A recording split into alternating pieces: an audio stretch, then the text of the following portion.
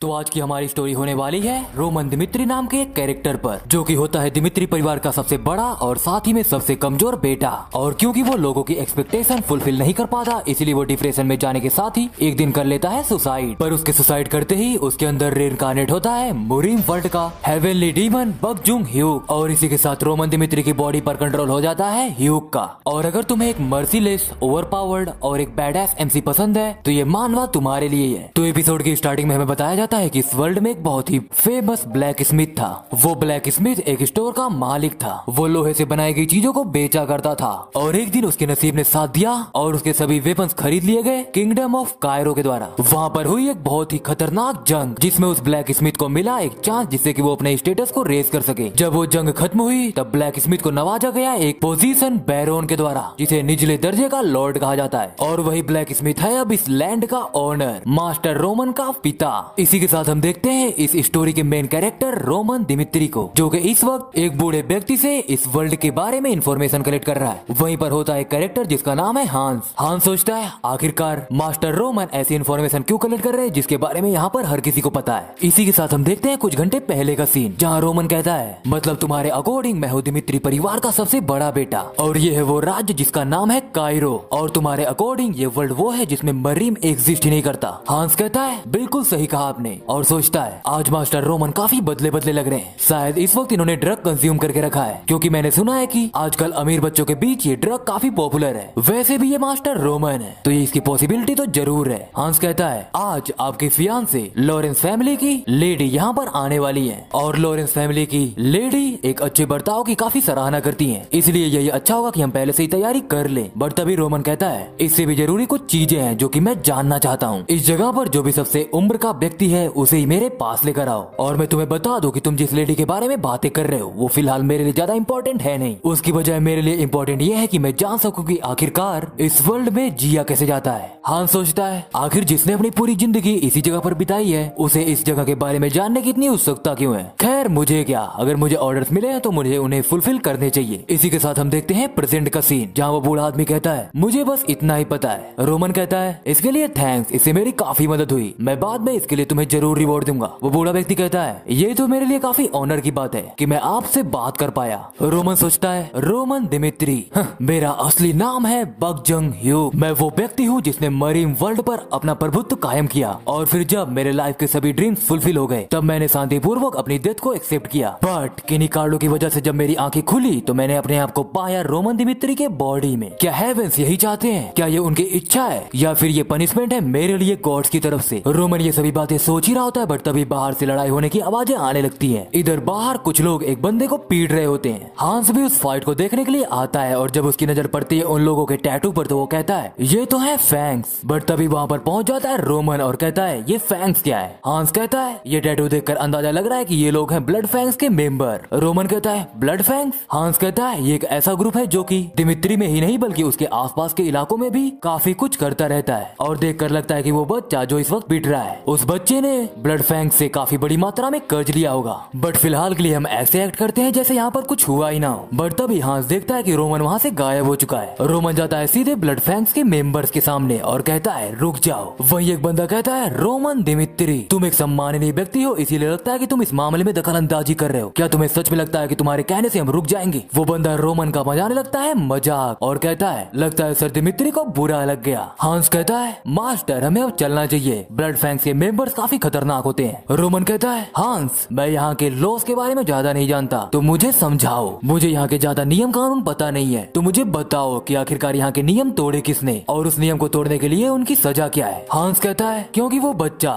जो इस वक्त पिट रहा है वो है कर्ज में, इसलिए यहाँ पर वही गलत है क्योंकि उसने अपना कर्ज चुकाया नहीं होगा। पर ब्लड फैंग्स के मेंबर्स को इसकी परमिशन नहीं है कि वो इस मामले को खुद ही संभाले, और उससे भी इम्पोर्टेंट ये है कि इन सभी ने आपकी बेइज्जती की, दिमित्री परिवार के सबसे बड़े बेटे की। ये वो गुनाह है जिसके लिए इनकी जान भी ली जा सकती है। रोमन कहता है तुम सभी ने सुना, तुम सबके सब ने यहाँ के नियमों को तोड़ा है, तो इसीलिए मैं रोमेरो दिमित्री का सबसे बड़ा बेटा तुम्हें सजा देगा। वही एक बंदा कहता है मैं समझ सकता हूँ कि तुम एक सम्माननीय व्यक्ति हो जिसे अभी इस बारे में पता नहीं है कि ये दुनिया काम कैसे करती है, तो क्या तुम सच में हम सभी से फाइट करना चाहते हो? रोमन कहता है तो चलो ये प्रूव हुआ। वो बंदा कहता है क्या बकवास बातें कर रहे हो तुम? रोमन कहता है तुम सबके सब कचरे हो, क्योंकि तुम सभी इस लैंड के ऑनर के बड़े बेटे के सामने ऐसी बातें कर रहे हो तो मुझे खुद को रोकने की कोई जरूरत नहीं है। इसी के साथ रोमन उन सभी पर अटैक करने के लिए आगे बढ़ पड़ता है। वही ब्लड फैंग के सभी मेंबर्स भी रोमन पर अटैक करते हैं, बट तभी रोमन आगे जाता है और अपने हाथ में लिए गए उस लकड़ी को ब्लड फैंग के उस मेंबर के गले के आर पार कर देता है, जिसकी वजह से वो बंदा वहीं पर मारा जाता है। उसके मरते ही सभी लोग काफी घबरा जाते हैं और उस पर कर देते हैं एक साथ अटैक, बट रोमन अगेन एक अटैक को ब्लॉक करता है और एक बंदे को रखता है घुमा के काफी पावरफुल पंच, और अगले ही मोमेंट उसी लकड़ी से उस बंदे को भी मार डालता है। इधर हान सोचता है ये बंदा क्या ये सच में मास्टर रोमन ही है। इधर रोमन सोचता है जब मैंने इस वर्ल्ड में अपनी आंखें खोली तो मैंने सबसे पहले देखा कि असली रोमन दिमित्री वो ढेरों ड्रग्स लेने के बाद फ्लोर पर पड़ा है, और राज्य कायरो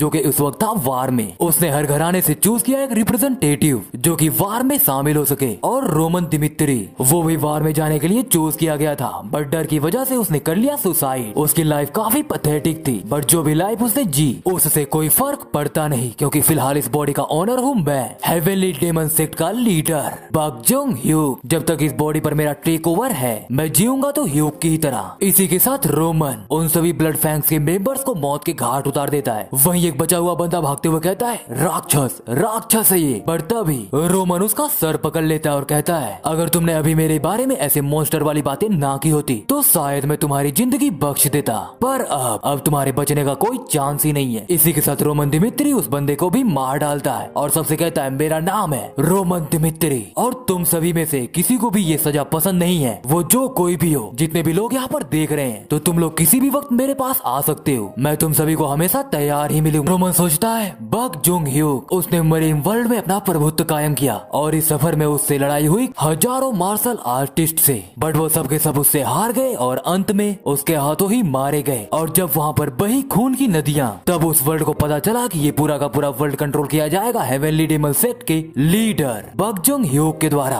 पर अब मुझे काफी मशक्कत करनी पड़ रही है इन गली के चूहों को मारने के लिए। रोमन कहता है हांस यहाँ पर गार्ड्स को बुलाओ, उन्हें बताओ कि यहाँ पर हुआ क्या, और कुछ लोगों को बुलाओ ताकि वो इसकी जानकारी इकट्ठा कर सके। हांस हाँ बोलने के साथ ही वहाँ से चला जाता है। वही रोमन सोचता है ये बॉडी ये सच में एक यूजलेस बॉडी है, इस बॉडी के अंदर ज्यादा की भी नहीं है और जितना की इस वक्त इसमें है उसका फ्लो भी काफी खराब है। मुझे जल्दी यहाँ के बारे में पूरी की पूरी इन्फॉर्मेशन कलेक्ट करनी होगी और एक प्रोसेस से होकर गुजरना पड़ेगा जिसका नाम है स्केलेटल मॉडिफिकेशन। वही बच्चा जो कि पिट रहा था वो कहता है मास्टर मेरी जिंदगी बचाने के लिए आपका थैंक्स। रोमन कहता है मुझे गलत मत समझना, पर मैंने ये तुम्हारी मदद करने के लिए किया ही नहीं, वो तो ब्लड फैंग्स के लोगों ने यहाँ का नियम तोड़ा, इसी वजह से मुझे उन्हें सजा देनी पड़ी और तुम भी कोई एक्सेप्शन हो नहीं, तो तुम्हें भी सब कुछ एक्सप्लेन करना पड़ेगा कि आखिरकार क्यों वो तुम्हारी जान लेने के पीछे पड़े थे, वो भी बिना किसी झूठ के, और ये सिर्फ तब जब तुम चाहते हो कि तुम्हारा सर और धड़ सही सलामत हो। वो बच्चा कहता है मेरे पेरेंट्स ने ब्लड फैंग से कुछ उधारी ली थी ताकि वो यहाँ पर जमीन खरीद सके और फिर खेती कर सके, और हम सभी मिलकर काफी आसानी से उनके कर्ज को चुका देते, पर वो सभी के सभी ब्लड फैंग्स वाले उन्होंने हमारी सारी फसलें बर्बाद कर दी, तो हम उनके कर्ज को चुका नहीं पाए, और बाद में मुझे पता चला कि वो सब के सब मेरी छोटी बहन के पीछे पड़े थे और ये बिल्कुल भी फेयर नहीं है, तो इसीलिए मैं आपसे भीख मांगता हूँ कि कम से कम मेरी नहीं कम से कम मेरी छोटी बहन की जिंदगी बचा लीजिए। इसी के साथ वो बच्चा सोचता है वो आंखें उन्हें देखकर मुझे ऐसा लग रहा है जैसे मैं किसी मैड डेमन को देख रहा हूँ जो कि 4 हेवनली किंग्स में से एक हो। रोमन कहता है तुम्हारा नाम क्या है? वो बच्चा कहता है मेरा नाम है केविन। रोमन कहता है केविन मैं इस मामले के तह तक जाऊंगा और बाद में मैं इसका फैसला सुनाऊंगा, जो कुछ भी यहाँ पर हुआ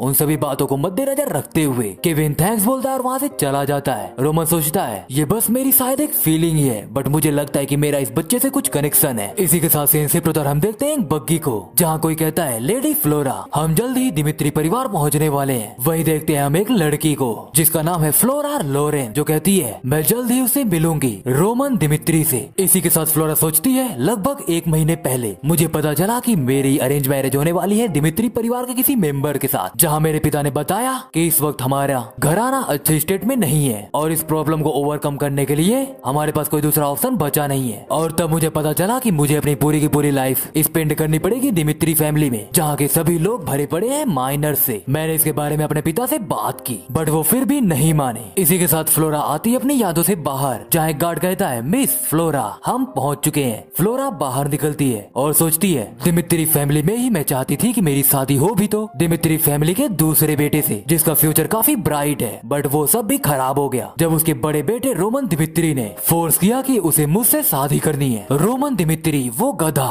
जो कि ज्यादातर लग्जूरियस लाइफ को जीने में यकीन करता है, और साथ ही में मुझे ये भी समझ में नहीं आ रहा है कि आखिरकार दिमित्री परिवार के सभी लोग इतना ज्यादा परफ्यूम क्यों यूज करते हैं। ये सब सोचते सोचते फ्लोरा पहुंच चुकी होती है रोमन के पास और सोचती है मुझे ये नहीं पता कि मेरी कंट्री इस वक्त कैसी कंडीशन में है, बट फिर भी मुझे ये करना ही होगा। इसी के साथ वो कहती है सर दिमित्री मैं चाहती हूँ कि आप इस मैरिज के बारे में भूल जाएं। रोमन कहता है चलो ठीक है फिर। ये सुनते ही फ्लोरा के तो जैसे ही होश ही उड़ जाते हैं। वही अगेन रोमन कहता है मैंने भी इस मैरिज के बारे में काफी सुना है और दिमित्री परिवार का ये गधा, मुझे यकीन है कि तुम जैसी कोई लड़की उससे शादी नहीं करना चाहेगी, तो इसीलिए यही सही होगा कि इस मैरिज को कैंसिल कर दिया जाए। फ्लोरा सोचती है आखिरकार इसे हो क्या गया है, क्या ये सच में सीरियस है। रोमन कहता है क्योंकि ये बहुत ही इंपॉर्टेंट मैटर है इसलिए मैं अपने पिताजी को ये बताना चाहूंगा। फ्लोरा कहती है एक मिनट। रोमन कहता है हाँ कुछ हुआ है क्या, कोई प्रॉब्लम। फ्लोरा कहती है मैंने सुना है कि ऐसा सिर्फ इसीलिए हुआ था क्योंकि तुम मुझसे शादी करना चाहते थे और अब तुम ही इसे कैंसिल करना चाहते हो, वो भी बिना किसी शर्त के। मैं थोड़ी कंफ्यूज्ड हूँ। रोमन कहता है तो तुम ही बताओ क्या तुम उसे शादी करना चाहती हो। फ्लोरा कहती है नहीं वैसे तो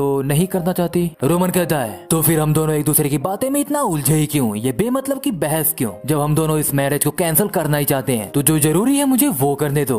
और साथ ही में इस मैरिज को तोड़ने की पूरी रिस्पॉन्सिबिलिटी मैं खुद ले रहा हूँ क्योंकि मैं ही वो हूँ जिसकी वजह से तुम इस सिचुएशन में फंसी हो। मेरी वजह से ही तुम्हें दिमित्री परिवार के सबसे बड़े गधे से शादी करनी पड़ रही है, तो मुझे लगता नहीं कि इससे तुम्हें कोई प्रॉब्लम होनी चाहिए। फ्लोरा सोचती है आखिरकार इसे हो क्या गया है, क्या ये वही रोमन दिमित्री है जिसके बारे में मैंने सुना था। इसी के साथ सीन शिफ्ट होता और हम देखते हैं रोमेरो दिमित्री को जो कहता है तुम इस मैरिज को कैंसिल करना चाहते हो। उसके सामने होता है रोमन, वो कहता है हाँ जैसे मैंने आपको बताया मैं ऐसा ही करना चाहता हूँ और मैंने पहले ही लॉरेंस फैमिली को उस लेडी को बता दिया है। रोमेरो कहता है गधे कहीं के, भले ही लोग तुम्हें गधा बोलते हो बट आज तुमने ये प्रूव भी कर दिया। मैं तुम्हारा भला चाहता था इसलिए मैं उस लड़की से तुम्हारी शादी कराना चाहता था बट तुमने सब खराब कर दिया, जबकि तुम्हें बस यही करना था कि तुम्हें उस लड़की से शादी करनी थी और एक अच्छी जिंदगी बितानी थी, बट तुम वो भी नहीं कर पाए। रोमन कहता है इसके लिए मैं माफी मांगना चाहता हूँ, बट तभी रोमेरो एक ग्लास रोमन की तरफ फेंक देता है और कहता है तुम्हें सच में लगता है कि तुम्हारे माफी मांगने से ये सब ठीक हो जाएगा। अगर ये सब स्मूथली हो जाता तो मैं सोच रहा था कि तुम्हें बैटलफील्ड में नहीं भेजूंगा, पर अब 6 महीने बाद तुम्हें बैटलफील्ड में जाना ही होगा। तो बताओ क्या इसके बारे में तुम कुछ कहना चाहते हो। रोमन कहता है नहीं। रोमेरो कहता है मैंने ये भी सुना कि तुम्हारा ब्लड फैंग के कुछ मेंबर के साथ पंगा हो गया था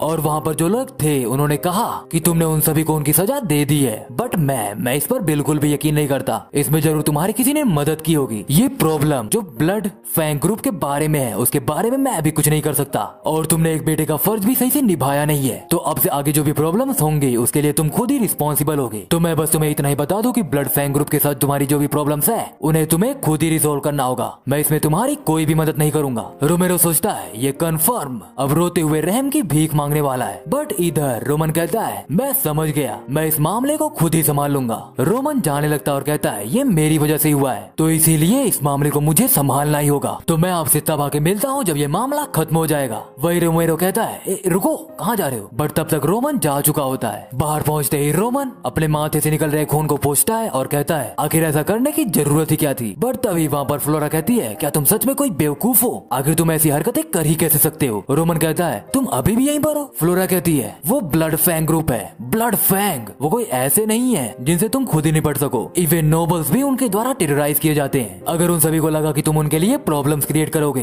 तो वो सब के सब तुम्हारे पीछे आएंगे और तुमसे लेंगे बदला, तो इसीलिए तुम्हारे लिए यही सही होगा कि तुम सबको सच्चाई बता दो और अपने पिता से जाके माफी मांगो। रोमन कहता है मैं ऐसा क्यों करूं। फ्लोरा कहती है आखिर क्यों से तुम्हारा मतलब क्या है, मैंने पहले ही सब कुछ एक्सप्लेन कर दिया है। रोमन कहता है मिस फ्लोरा तुम्हें सच में अपनी असली जगह के बारे में नहीं पता है। इसी के साथ रोमन जाता है अपनी यादों में जहाँ इस वक्त वो फ्लोरा से मिलने के लिए तैयार हो रहा था। रोमन कहता है आखिरकार इस परफ्यूम की स्मेल इतनी घटिया क्यों है। उसके साथ में होता है हांस। हांस कहता है इसमें मैं आपकी कोई मदद कर नहीं सकता क्योंकि आपकी बॉडी से इस वक्त जो ब्लड की स्मेल आ रही है उसे हटाने के लिए हमें इस परफ्यूम का यूज करना ही होगा। रोमन कहता है और ये जो आउटफिट तुमने दिया है ये भी काफी टाइट है। हांस कहता है यंग मास्टर क्योंकि ये आपकी फर्स्ट मीटिंग है आपकी फियोंसे लॉरेंस परिवार की लेडी के साथ, तो आपको थोड़ी रिस्पेक्ट शो करनी होगी। ये सब सुनने के बाद रोमन सोचता है बस अभी कुछ पलों पहले ही मैं इस वर्ल्ड में आया हूँ और अभी बात हो रही है शादी की, मैं नहीं करना चाहता क्योंकि उसकी वजह से मेरा लोड और भी बढ़ जाएगा, मैं अभी इस वर्ल्ड को समझना चाहता हूँ। हांस कहता है वो जल्द ही आने वाली है तो चलिए सीढ़ियों के नीचे वेट करते हैं। रोमन सोचता है पर हांस भी सही बोल रहा है क्योंकि मेरे पास ऐसा कोई रीजन है नहीं जिसकी वजह से मैं उस लेडी की रिस्पेक्ट ना करूं, क्योंकि जो भी प्रॉब्लम्स हुई हैं वो मेरी तरफ से हुई हैं, तो इस एंगेजमेंट को मुझे ही तोड़ना होगा, भले ही मुझे इसके लिए उसे थोड़ा ऑफेंड करना पड़े। और रोमन आता है अपनी यादों से बाहर और सोचता है मैं शुरू से यही करना चाहता था, बट फ्लोरा को देखने के बाद मुझे लग रहा है कि ये औरत ये औरत तो मुझे थोड़ा सा भी रिस्पेक्ट शो नहीं करना चाहती है, जिसकी वजह से मुझे रीजन मिल रहा है कि मैं भी इसे बिल्कुल भी रिस्पेक्ट ना शो करूं। रोमन कहता है, मिस फ्लोरा तुम काफी एरोगेंट हो, मैं समझता हूँ कि तुम कहाँ से आई हो, पर तुम्हें भी समझना चाहिए कि इस वक्त तुम किस हालात में हो, और वैसे भी इस एंगेजमेंट को तोड़ना मैं चाहता हूँ, पर जब मैंने कहा कि इसकी पूरी रिस्पॉन्सिबिलिटी मैं लूंगा तो तुम एंसियस हो गई। फ्लोरा कहती है, मैं तो बस, बट तभी रोमन कहता है, पर फिर भी मैं तुम्हें बता दूं कि वो मोमेंट जिस वक्त मैंने तुमसे बात की कि मैं इस एंगेजमेंट को तोड़ने वाला हूँ, तभी से तुम्हारे पास ऐसा कोई भी अधिकार है नहीं जिसकी वजह से तुम मेरे डिसीजन के बीच में इंटरफेयर कर सको। रोमन से ये सभी बातें सुनने के बाद फ्लोरा बहुत ही हैरान रह जाती है। वही रोमन जाते हुए कहता है, हम दोनों के रास्ते अलग है, तो इसी वजह से तुम अपने काम से काम रखो और मेरे मामलों में दखल अंदाजी करना बंद कर दो। रोमन सोचता है, वो कारण जिसकी वजह से मैंने सोचा कि इसकी रिस्पॉन्सिबिलिटी मैं लूंगा, वो कारण ये था कि जिसकी वजह से मैं इस शादी पर होने वाली हर बातचीत को टाल सकूं, ताकि मुझे ज्यादा सवालों के जवाब देने ना पड़े। बट इसके पीछे एक और रीजन था जिसकी वजह से मैं इस औरत के साथ बिल्कुल भी इन्वॉल्व होना नहीं चाहता था। आखिरकार फ्लोरा होती कौन है? हेवनली डीमन के मामले के बीच में बोलने वाली। तो फ्लोरा, यही थी हमारी पहली और आखिरी मुलाकात। हम देखते हैं कि रात हो चुकी है जहाँ रोमेरो बहुत ज्यादा ड्रिंकिंग कर रहा है। वहीं उसके साथ में होती है लिहाना, जो कहती है, आखिरकार तुम आज यहीं पर रुक क्यों नहीं जाते? रोमेरो कहता है, मैंने फिर से रोमन से काफी वॉयलेंट होकर बात की। जब हम कॉमनर्स थे तब मैं उसे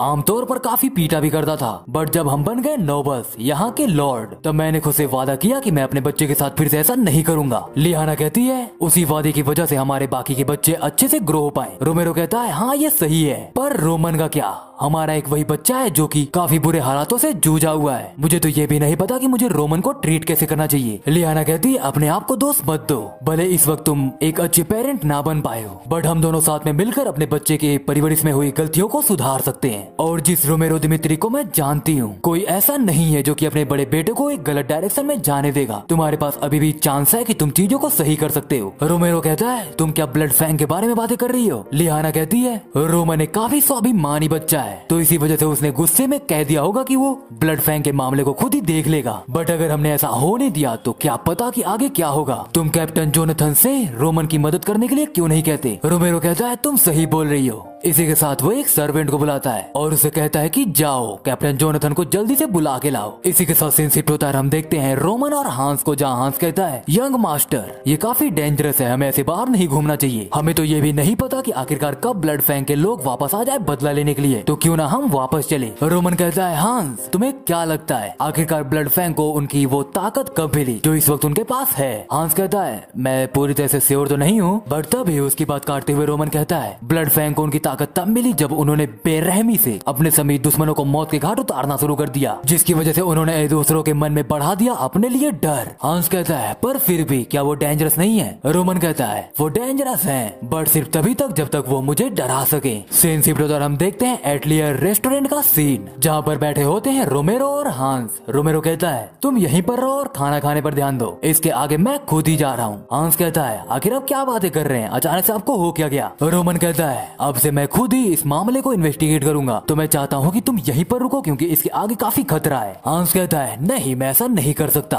भले इसकी वजह से मुझे खतरे में ही क्यों ना पड़ना पड़े, बट मैं कभी भी आपको अकेले नहीं जाने दूंगा। रोमन कहता है, हांस क्या तुम सच में उन लोगों में से हो जिन पर मैं भरोसा कर सकता हूँ? हांस कहता है, क्यों नहीं, तो खुद को ऐसे मेरे लिए सेक्रीफाइस करने की कोई जरूरत नहीं है, तुमने काफी कुछ कर दिया है, तुम्हारी वजह से मैं बाहर आ पाया है, यही मेरे लिए काफी है। तो ठीक है चलो, मैं जल्द ही वापस आता हूँ। इसी के साथ रोमन वहाँ से चला जाता है। हांस सोचता है कि इसने सोचा था कि आखिरकार यंग मास्टर मुझसे ऐसी बातें कहेंगे। इसी के साथ उसे कुछ रियलाइज होता है और वो भागते हुए कहता है, नहीं ये वक्त ये बातें सोचने का नहीं है, मुझे उन सभी को इसके बारे में बताना होगा। सीन शिफ्ट होता है। हम देखते हैं रोमन को, जो कि जाते हुए सोचता है, अभी तक जो इन्फॉर्मेशन मुझे मिली है उसके अकॉर्डिंग ब्लड फैंग के जितने भी मेंबर्स हैं उनकी स्ट्रेंथ इतनी नहीं है कि वो मुझे डरा सके, बट क्योंकि वो सभी ऑपरेट करते हैं एक बहुत ही छोटे ग्रुप में, इसलिए मेरा उन्हें हंट करना काफी मुश्किल है। और फिलहाल वो काफी सतर्क भी होंगे, क्योंकि अगर उन्होंने इस वक्त मुझ पर अटैक किया और मैं बच गया तो इसके बाद मामला काफी बिगड़ सकता है। बट फिर भी अगर उन्हें ढूंढना मुश्किल है तो मैं उन्हें नहीं ढूंढ पाऊंगा, तो मेरे पास बस एक ही ऑप्शन बचता है, मैं उन्हें जानबूझकर अपने पास लाऊं। इसीलिए अब तक मैं हांस के साथ इन सभी गलियों में घूम रहा था और अभी तक उन सभी ने भी इस बात का पता लगा ही लिया होगा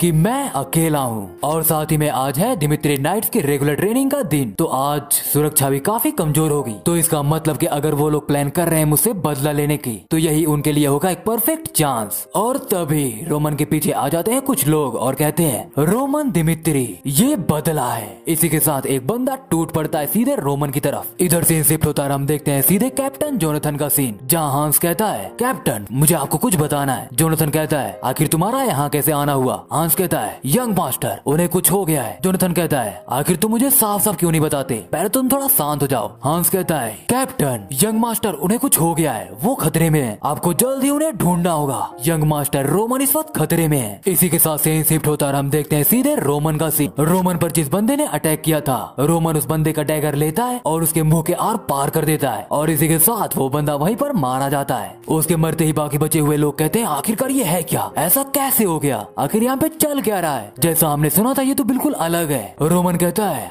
आखिरकार तुम लोग कर क्या रहे हो, मेरे पास आओ, क्या तुम्हें बदला नहीं लेना है। सीन शिफ्ट होता है, हम देखते हैं जोनाथन को जो कहता है तुम्हारे अकॉर्डिंग तुम्हारे यंग मास्टर वो इस वक्त पूरे शहर में घूम रहे हैं, वो भी विदाउट एनी गार्ड, और तुम्हें लगता है कि वो फाइट करने गए हैं ब्लड फैंग से। हांस कहता है हाँ मैं यही कहने की कोशिश कर रहा हूँ। जोनाथन को ये सभी बातें सुनने के बाद बिल्कुल ही यकीन ही नहीं होता और थोड़े समय बाद वो बहुत ही जोरों से हंसने लगता है और हंसते हुए कहता है आखिरकार तुम्हारा वो यंग मास्टर जो कि पूरे के पूरे परिवार में सबसे वीक है वो फाइट करने बढ़ता भी। हांस कहता है मैं सच बोल रहा हूँ, आखिरकार मैं आपसे झूठ बोलूंगा ही क्यों, हमारे पास ऐसे रोकने का समय है नहीं। जोनाथन थोड़ा सोचता है और उसे याद आता है कि रोमेरियो ने भी उससे कहा था कि रोमन और ब्लड फैंग के बीच में कुछ पंगा हो गया है, तो मैं इस पंगे को सॉल्व करूं। जोनाथन सोचता है डैम इट, आखिरकार उसे बिना गार्ड के जाने की जरूरत ही क्या थी, उसे तो ये भी नहीं पता कि वेपन को यूज कैसे करते हैं। जोनाथन कहता है सब के सब अपने वेपन्स के साथ जल्द से तैयार हो जाओ और हांस मुझे वहाँ ले चलो जहाँ तुमने अपने उस यंग मास्टर को देखा था। जब तक हम यहाँ पर हैं मुझे नहीं लगता कि कोई भी उन्हें छूने की गलती करेगा। जोनाथन सोचता है अभी हांस ने जो बताया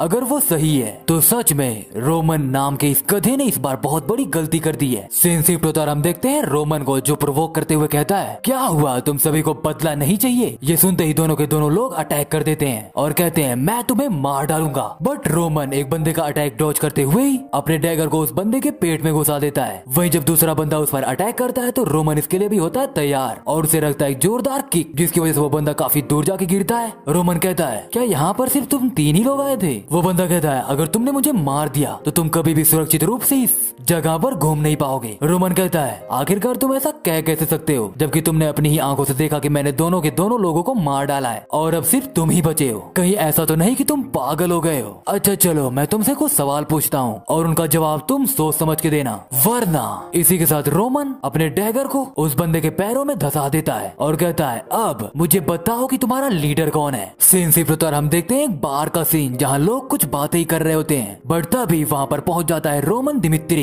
वो एक बंदा कहता है आपका स्वागत है यंग मास्टर। इधर लोग बातें करने लगते हैं कि ये देखो ये तो रोमन है ना, आखिरकार ये अचानक से यहाँ पर कैसे आ गया और ये ऐसा क्यों दिख रहा है। वही वो बंदा मतलब कि वो वेटर कहता है क्या लेकर आऊं मैं आपके लिए। रोमन कहता है 20s एरा के वियर ऑफ द डॉन को। वो वेटर कहता है मुझे माफ कीजिएगा बट हमारे बार में ऐसा कुछ भी नहीं है, तो क्या मैं आपको कुछ और रिकमेंड करूं। रोमन कहता है क्यों नहीं, बट हाँ मेरे लिए जो भी लाना उसे थोड़ा स्ट्रॉन्ग बना के लाना क्योंकि मुझे सुबह में कुछ करना भी है जिसके लिए मुझे करना है बहुत ज्यादा नशा। इधर ये सब सुनने के बाद लोग हैरान होने लगते हैं। वहीं रोमन सोचता है ड्यू ऑफ द डॉन ये एक ऐसा पब है जो कि स्ट्रीट के मिडल में मौजूद है। मुझे उस बंदे ने यही बताया कि उसे सारे के सारे टास्क यहीं से मिलते हैं, वहाँ से हमें ऐसे टास्क तभी मिलते हैं जब हम एक स्पेशल कोड दें। रोमन पूछता है कैसा स्पेशल कोड। वो बंदा कहता है जैसे कि tear of the dawn, something strong और मुझे सुबह में कुछ काम करना है, अगर ऐसी कुछ बातें कहोगे तो काम बन जाएगा। रोमन अपनी यादों से बाहर आता है। वहीं वो वेटर कहता है सब के सब हमला करो इस पर, बट तभी रोमन अपने पास में रखी हुई बियर को उठा के फेंकता है सीधे उस वेटर के मुंह पर। वहीं सभी लोग रोमन पर अटैक करने के लिए आगे बढ़ पड़ते हैं। इसी के साथ रोमन उन सभी बंदों को पीटना शुरू कर देता है। वो रखता है एक बंदे को किक जिसकी वजह से वो बाहर आ जाता है। वो एक एक करके सभी को मौत के घाट उतारना शुरू ही करता है। रोमन एक बंदे को गले से पकड़ते हुए ऊपर उठा देता है। वही लोग कहते हैं आखिरकार यहाँ पर हो क्या रहा है, इसने बहुत ही आसानी से 3 लोगों को खत्म कर दिया। ये रोमन ये तो पहले से काफी अलग लग रहा है, हमने जैसा सुना था ये बिल्कुल भी वैसा नहीं है। इधर रोमन सोचता है मेरे वर्ल्ड मरीन वर्ल्ड में एक ऐसी बहुत ही महान टेक्निक है जिसकी वजह से कोई भी ब्रीदिंग का यूज करते हुए अपने स्ट्रेंथ को काफी बढ़ा सकता है और वही यूज कर रहा हूँ इस वक्त मैं रोमन की बॉडी पर, जिसकी वजह से मैं इस बॉडी का यूज करते हुए मार्शल आर्ट्स का यूज कर सकूं। ऑल्दो अगर बात की जाए तो ये मेरे अकॉर्डिंग मेरा वीकेस्ट पॉइंट है। वही लोग अटैक करते हुए कहते हैं ये अकेला है, हम बहुत सारे हैं, तो चलो इसे खत्म कर दिया जाए। रोमन कहता है ये सभी के सभी लोग, ये सब के सब मेरे सामने चींटियों के बराबर है, तो मुझे बस यही करना है कि मैं इन्हें मसल के खत्म कर दूं। इधर वो वेटर होश में आने लगता है। वही रोमन उसकी तरफ जाते हुए कहता है तुम काफी सही समय पर होश में आए हो, ये मामला बस खत्म होने ही वाला था। वही वो वेटर कहता है यंग मास्टर आखिरकार आप ऐसा कर ही क्यों रहे? रोमन कहता है कैसा बेतुका सवाल है, तुम ही हो जिसने मुझ पर हमला किया, और अब देखने के बाद मैं ये क्लियरली बोल सकता हूँ कि अब सिर्फ तुम ही बचे हो, और मैं कुछ बातें तुमसे जानना भी चाहता हूँ, तो क्यों ना पहले हम थोड़ी बातें कर लें। इसी के साथ हम देखते हैं थोड़ी देर बाद का सीन, जहाँ उस पब में अभी तक जोनाथन भी आ चुका है। वो कहता है क्या ये सच है? आखिर ये हो कैसे सकता है? यंग मास्टर ऐसा कर ही कैसे सकते हैं? एक नाइट कहता है कैप्टन, एक बंदा था जो कि सेकंड फ्लोर पर अभी भी जिंदा था, उसने बताया कि इस वक्त यंग मास्टर गए हैं लॉरेंस की तरफ। जोनाथन कहता है क्या? आखिर लॉरेंस क्यों? वो नाइट कहता है उस बंदे ने यह भी बताया कि ब्लड फैंग का मेन बेस है लॉरेंस की तरफ, लॉरेंस के इलाके में ही है उनका मेन बेस। इसी के साथ हम देखते हैं सीधे 1 घंटे पहले का सीन, जहाँ रोमन इस वक्त उस पब के ओनर को टॉर्चर कर रहा होता है। वो कहता है हे, मुझे लगता है कि हम दोनों काफी अच्छा महसूस करेंगे अगर हम दोनों करें बातें, क्योंकि तुमने पहले ही अपनी दोनों की दोनों उंगलियां खो दी हैं। वो बंदा कहता है मेरे पास कुछ भी नहीं है जो मैं तुम्हें बता सकूं, तो तुम चाहो तो मुझे मार सकते हो, और वैसे भी ब्लड फैंग बाद में बदला लेने के लिए जरूर आएगा। रोमन कहता है क्यों नहीं, तुम चाहो तो मुझसे छुपा सकते हो, बट हाँ मुझे तुम्हारे जैसे लोग काफी पसंद है। मुझे उन लोगों का मुंह खुलवाने में काफी मजा आता है जो लोग काफी टफ होते हैं, और ये मजा सिर्फ इसलिए आता है क्योंकि मुझे मिलता है एक मौका जिससे मैं उन्हें टॉर्चर कर सकूं। वो बंदा कहता है यहाँ पर तुम्हारा सिर्फ टाइम ही वेस्ट होगा, तो बस मुझे मार डालो और इस मामले को यहीं पर खत्म करो। रोमन कहता है सच में? 1 मिनट मैं बताता हूँ तुम्हें। इसी के साथ वो जाता है और एक लेकर आता है फोटो और कहता है चलो तुम्हारा टेस्ट लेकर देखते हैं कि क्या तुम सच में अपना मुंह नहीं खोलोगे भले ही कुछ भी हो जाए। फॉर एग्जाम्पल जैसे कि मैं कहूँ कि मैं इसे ढूंढूंगा और इसे मार डालूंगा जो इस पिक्चर में है, तुम्हारा बेटा। वो बंदा कहता है मुझे नहीं पता तुम किस बारे में बातें कर रहे हो, वो मेरा बेटा नहीं है। रोमन कहता है झूठ बोलना बंद करो, ये बिल्कुल तुम्हारी तरह ही दिखता है। ये सुनने के बाद ही वो बंदा भड़क जाता है और कहता है कम्बीरे कहीं के, आखिरकार इतने इज्जतदार घराने के होने के बावजूद भी तू मुझे ऐसे धमकी कैसे दे सकता है? रोमन कहता है कुछ समय पहले मैंने ऑब्जर्व किया और मुझे ये पता चला कि ब्लड फैंग के लोग खुद को सैक्रिफाइस कर सकते हैं सिर्फ और सिर्फ बदला लेने के लिए, बट हाँ मुझे एक और कॉमन चीज पता चली कि वो सब के सब जो लोग ब्लड फैंग को ज्वाइन करते हैं वो होते हैं बहुत ज्यादा कर्जे में, और असलियत में वो लोग बुरे लोग नहीं होते हैं, बट मजबूरी की वजह से उन्हें बुराई के रास्ते पर चलना ही पड़ता है। ब्लड फैंग बिल्कुल भी हेजिटेट नहीं करते हैं, वो लोग कुछ भी कर देते हैं ताकि वो दूसरे पर कर्ज चढ़ा सके और उन्हें बना सके अपना गुलाम। मुझे अभी तक ब्लड फैंग के बारे में इतनी जानकारी तो पता चली गई है। ब्लड फैंग अपने हर परिवार के एक मेंबर को एक होस्टेज की तरह रखते हैं और फिर उसी परिवार के मेंबर्स को धमकी देते हैं और उन्हें अपना गुलाम बना लेते हैं। क्या तुम्हें नहीं लगता कि यह हाइपोथेसिस काफी सही है? वो बंदा कहता है कुछ भी नहीं बदलेगा, अगर मैं तुम्हें सच सच बता दूं फिर भी ब्लड फैंग वाले आएंगे और हमें मार के चले जाएंगे। रोमन कहता है वेल तुम इस बारे में अच्छे से सोच लो कि तुम्हें किस साइड रहना है, और हाँ मैं तुम्हें एक चीज बता दूं कि मैं उस वक्त सीरियस था जब मैं बात कर रहा था तुम्हारे बेटे को जान से मारने के लिए, और मैं कसम खाता हूँ कि मैं जिसका नाम है रोमन डेमिट्री, मैं सोल्जर से कहूंगा कि इसकी तलाश शुरू कर दें और जब ये मिले तो इसे मार डालें बहुत ही धीरे धीरे, पर हाँ उसे ऐसी मौत दे जिसमें उसे बहुत दर्द हो, बट वो करने से पहले मैं तुम्हें एक चांस देना चाहता हूँ। तो इसीलिए है तुम्हारे पास अब 2 ऑप्शन, जिसमें से पहला है तुम अपना मुंह बंद रखो और अपने बेटे को मेरे हाथों तड़प कर मरते हुए देखो, और दूसरा मुझे ब्लड फैंग के बारे में जानकारी दे दो और आगे का मामला मैं खुद संभाल लूंगा। चॉइस तुम्हारी है। इसी के साथ सीन शिफ्ट होता और हम देखते हैं ब्लड फैंग ग्रुप के लीडर को, जो कहता है मैं इस बात से इंकार करता हूँ, मुझे बिल्कुल भी यकीन नहीं है कि हमारे भेजे गए सभी लोग रोमन दिमित्री के हाथों मारे गए। मुझे ऐसा बिल्कुल भी नहीं लगता कि रोमन दिमित्री इसके कैपेबल है। आखिरकार पूरी की पूरी डिवीजन ऐसे बंदे के हाथों कैसे मारी जा सकती है जिसे स्वॉर्ड्समैनशिप एकेडमी से भी निकाल दिया गया हो? अच्छा मुझे ये बताओ कि इस वक्त रोमन है कहाँ पर? वही वो लीडर जिसका नाम है बेन माइल्स, उसके सामने वाला बंदा कहता है वो दिमित्री रीजन से बाहर निकल चुका है और मुझे लगता है कि उसे हमारे बारे में इन्फॉर्मेशन मिल चुकी है, और वो इन्फॉर्मेशन उसे मिली होगी ड्यू ऑफ द ड्रोन से। बेन कहता है क्या ये सब उसने खुद ही हासिल किया? सामने वाला बंदा कहता है हाँ। बेन कहता है लगता है कि वो हमें काफी कमजोर समझ रहा है, इसीलिए तो वो अकेले सीधे हमारे हेडक्वार्टर पर अटैक करने की सोच रहा है, तो इसीलिए हमारी जितनी भी फोर्सेस है सबको बुला लो, हम आज यहीं पर रोमन को मार डालेंगे, वो भी दिमित्री के नाइट्स को आने से पहले। बेन सोचता है रोमन दिमित्री तुम्हारी इतनी हिम्मत कि तुमने ब्लड फैंग के ऊपर अपना हाथ डाला, मैं आज तुम्हें मार डालूंगा, वो भी बिना किसी रहम के, और तुम्हारे शरीर को सेंट्रल प्लाजा में लटकाऊंगा और सबको बताऊंगा कि आखिरकार ब्लड फैंग की असली ताकत है क्या। सीन शिफ्ट होता हम देखते हैं लॉरेंस फैमिली के बीच में हो रही एक मीटिंग को, जहाँ एक बंदा कहता है मुझे लगता है कि बार्को फैमिली ने अपना डिसीजन ले लिया है, और हाल फिलहाल में कुछ रूमर सुनने को आए हैं कि बार्को फैमिली ने काफी ज्यादा लोन लिया है, और मुझे लगता है कि उस लोन को लेने का कारण बस एक ही है, और वो ये है कि वो सभी के सभी जंग के लिए तैयार हो रहे हैं। एक बंदा कहता है अभी जंग होने में कुछ समय बाकी है, तो तब तक हमें अपनी फोर्सेस को भी तैयार कर लेना चाहिए। वही उन सभी के सामने बैठा हुआ होता है लॉरेंस फैमिली का लीडर, जो कहता है मुझे कभी भी लगा नहीं था कि जब बार्कोस ने अपने डॉक्यूमेंट भेजे थे तब ऐसा कुछ होगा।